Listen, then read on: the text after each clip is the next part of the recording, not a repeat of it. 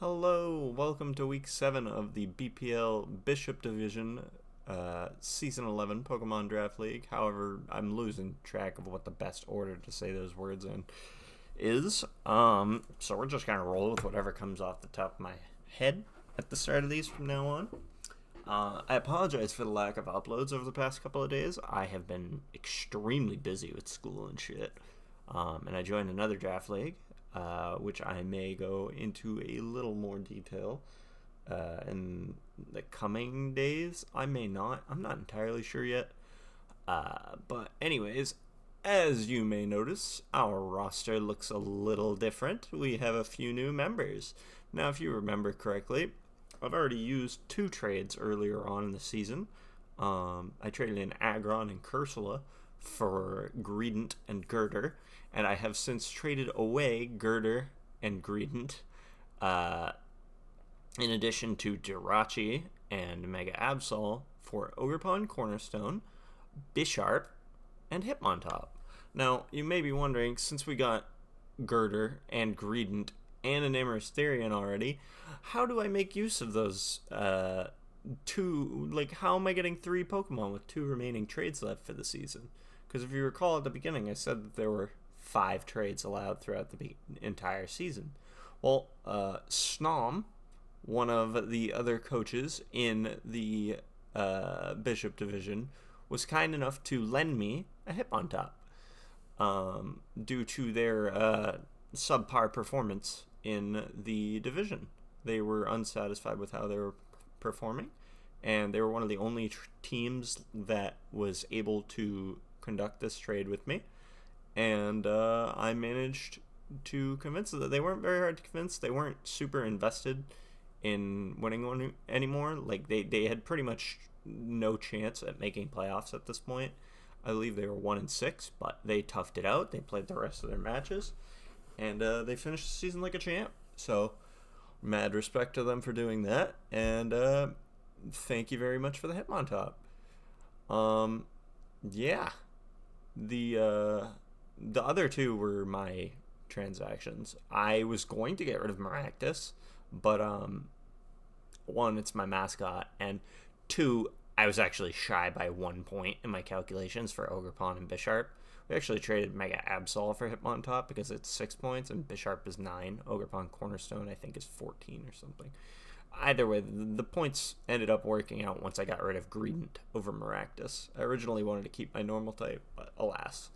Anyways, our opponent for this week is Nitin, another 5-letter N name that starts with an N-I. So that was funny. But their team consists of Dragapult, Megasazor, Ironmoth, Quaquaval, and a bunch of other smaller threats to my team. Tinglu's a bit of a nuisance, Meloetta's a little problematic, Rotom-Fan's weird, and then Lapras is the biggest issue to my team because it has Water Absorb, which greatly prevents my Basculegion from sweeping. It also has access to ground moves in Earthquake and Freeze Dry, among a ton of other moves for coverage. So it's going to be really hard to break through Lapras, I feel. Tinglu's another Pokemon that's a little tricky to break through, but I'm very confident that Basculegion will be able to do the trick. Meloetta and Ironmoth fall into the same jurisdiction. They are very powerful special attackers. I feel as though, due to the fact that I'm barely winning in the speed tiers, we will be seeing a supportive Dragapult, which may have coverage for water types or something along those lines. And then Megasazor, I plan to cheese to death, kind of. I'm not really sure what's going to be going on with Ironmoth. I'm not 1,000,000% confident. I am scared of a booster energy sweeper set. But like there's a lot of sets it could be. It could be like heavy duty boots, air balloon. It could be some Terra that doesn't revolve around any of that. Like, I'm not really sure what this was going into it. I had a hard time figuring out what it could be. But it's speed tied with Ogerpon, so I was like, I'm like really not confident in what it is. But the biggest problems to this team are Lapras and Megasazor in my head. I pretty much was confident they weren't going to bring Quaquaval because of Lapras coming along, and then Rotom Fan seems like a silly bring into my team when I have Terra Zeraora. So yeah, Galarian Weezing's a possibility, Meloetta's a possibility, Lapras is definitely coming, Tinglu's probably coming, Quaquaval's a little iffy, and then these three are definitely coming. But let's get into what I'm bringing this week. We are running Terra Fairy Zeraora. If Terra Fairy is strictly to what's the word? We're not terrestrializing Zeraora this match because we're just using the Terra Fairy as a feint for, maybe it's a physically offensive set with Play Rough. It is not. It is a special set with Volt Switch, Toxic, Hidden Power Fire, and Thunderbolt. Same exact strat as last week. When the Tinglu switches in to take a Volt Switch or whatever, we get a Toxic off. And it's just a really nice bait. I don't know how many times I can get it to work, but we'll see. If it works this time, great. Once again, Terra Fairy is a complete and utter, that's not going to happen. We're not terrestrializing Zeraora because we are terrestrializing Assault Vest, physical attacker Lando into a fire type to avoid a Will-O-Wisp from Dragapult. We have Earthquake and Crunch to hit their... Earthquake, Crunch, and Terra Blast to hit their whole team for... I believe it's super effective. Nothing can resist all three of those attacks. And then we have our dedicated Rain Core. I am not running U-Turn on Pelipper because I feel like all the switches could be threats. I have a little speed investment just in case Lapras is the switch in.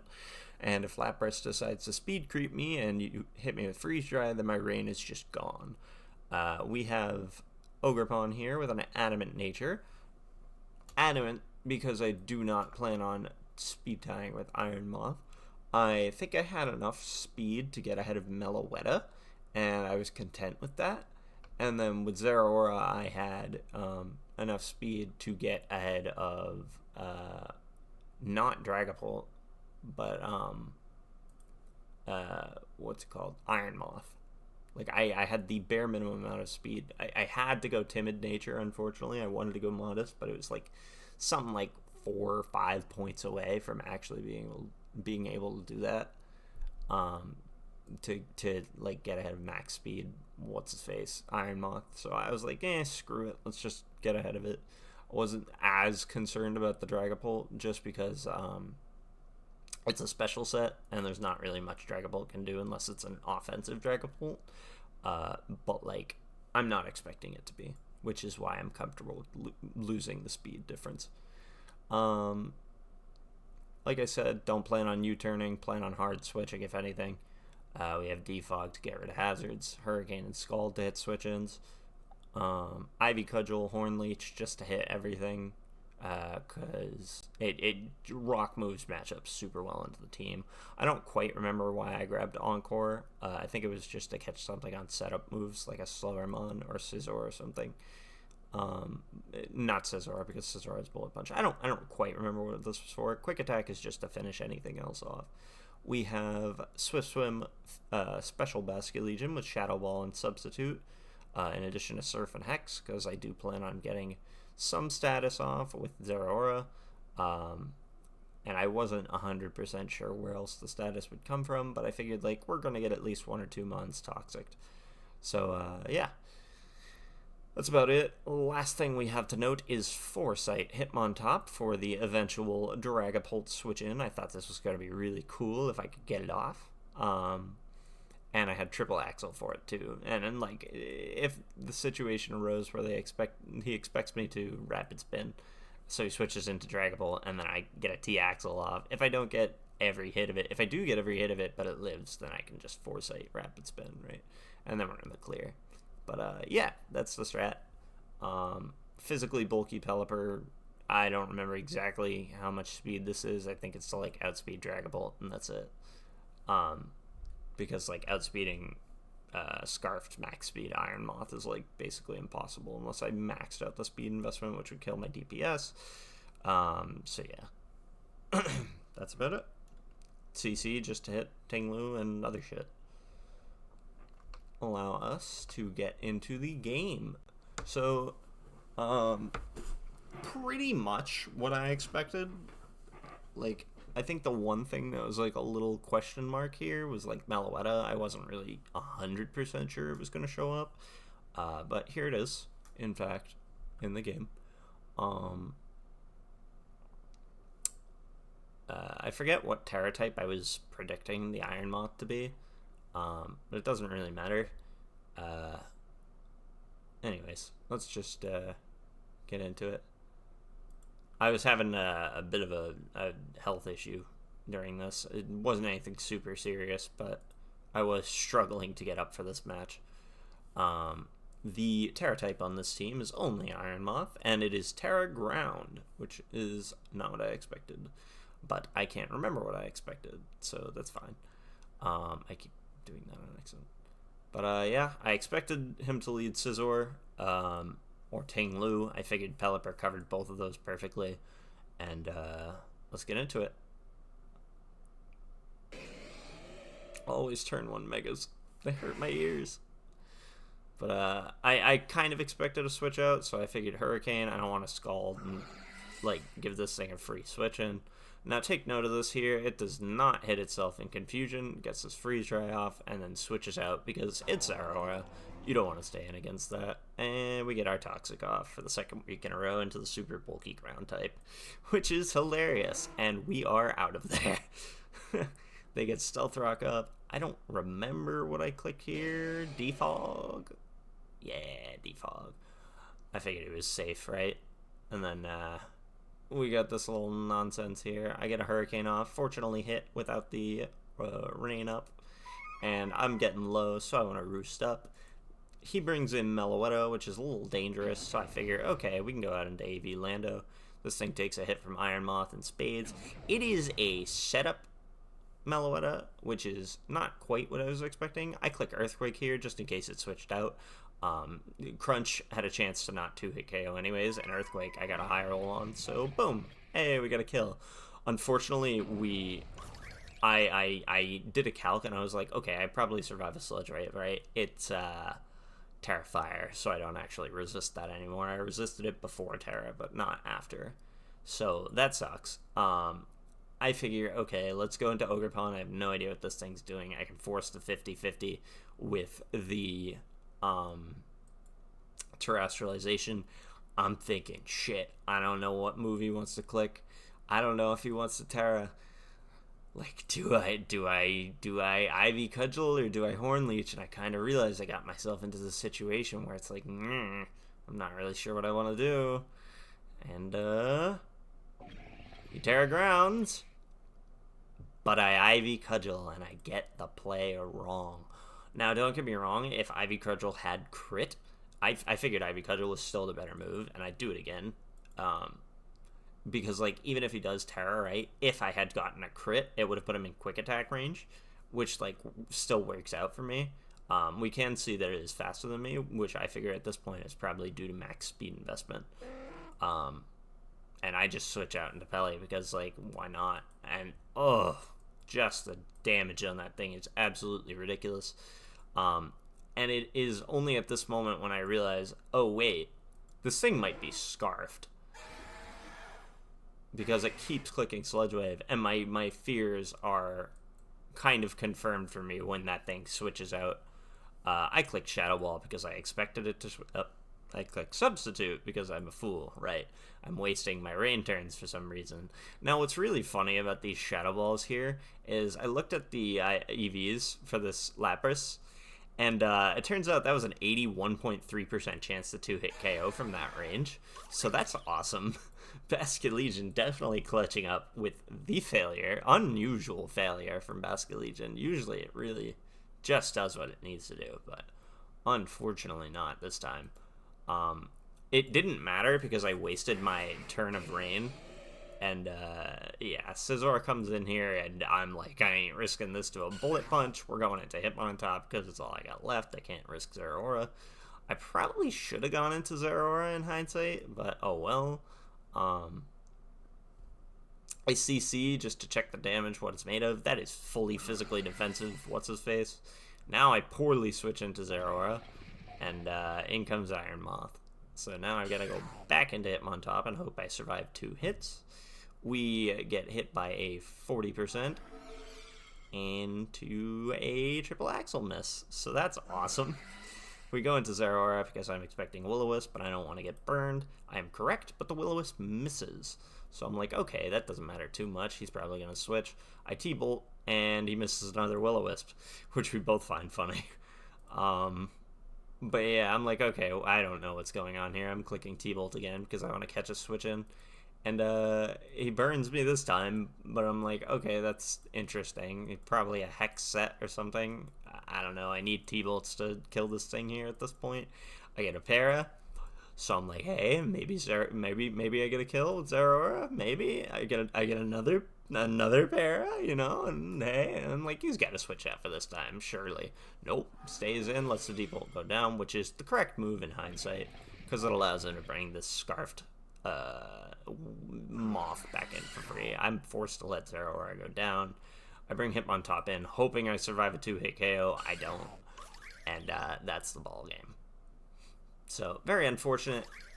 Lapras managed to clutch up. It survived an 81.3% chance to 2-hit KO from that range. It didn't hit itself in confusion, which, had it done so, it would have died to the 2-hit KO. Me substituting with Basculegion was a mistake, because even if it did survive with the 2-hit KO, I still would have had a chance to live a freeze dry after my Life Orb recoil. But after the substitute, that chance was reduced to 0. Either way, I still would have only had one turn of rain left, and the scarfed what's-his-face would have outsped me at that point. Or he could have just used Bullet Punch, so it didn't really matter that much. But, like, the big thing was me getting the call with the 50-50 wrong. I should have tried to set that up better, but, yeah, it's just tough. If I had been running Earthquake on Hitmontop, we might have had a better way to, like, deal with this somehow. Even then, I needed more special defense on this, because it just didn't have enough to take the hits, and wasting my Lando purely on dealing with the Meloetta was really tough. I just figured to Terrestrialize was a correct call, because, like, it could be Ice Beam, it could be whatever, right? It could be anything. So I'm just going to Terrestrialize into a Fire type to make sure I don't get hit by coverage. And it unfortunately only had Psychic and Focus Blast for attacking moves. And it was pretty strong into my team. So yeah, that's it for week 7 of the Bishop division for me. This matchup was unfortunately a very good matchup for me. I still think even after the loss, we go from 4-2 at +7 to 4-3 at +4. And my next week match, I'm pretty confident I am going to lose, because it is a horrifying matchup for me that really doesn't have a I was struggling to see a win condition. But that's for next week. I promise I will get an upload out with that this week, because I was not slacking last week, but like I probably had time, but there's just so much shit going on that I just wasn't able to like make it. But yeah, we're in a tough position now because there's only 2 weeks left, and the only match I think I really stand a chance at winning is my week 9 one. And I do need to win one more to get in. I could theoretically, if like 17 different variables go in my favor, I could theoretically make top 8 playoffs with a 4-5 differential. But I would need my differential to be really, really good. So if I lose my next 2 games, it can't be bad losses, right? I would need to lose 1-0 and 1-0, right? That would be about my only shot. Just to like keep high differential while still being +4. But even then, so many other variables would have to work in my favor that it's just more likely to win a game and get in than it is to lose both by just infinite margins. But like I said, that's it for week 7. I will catch y'all later this week with week 8. And I will try to upload this on time. So, have a good one, y'all, and I'll catch you later. See ya.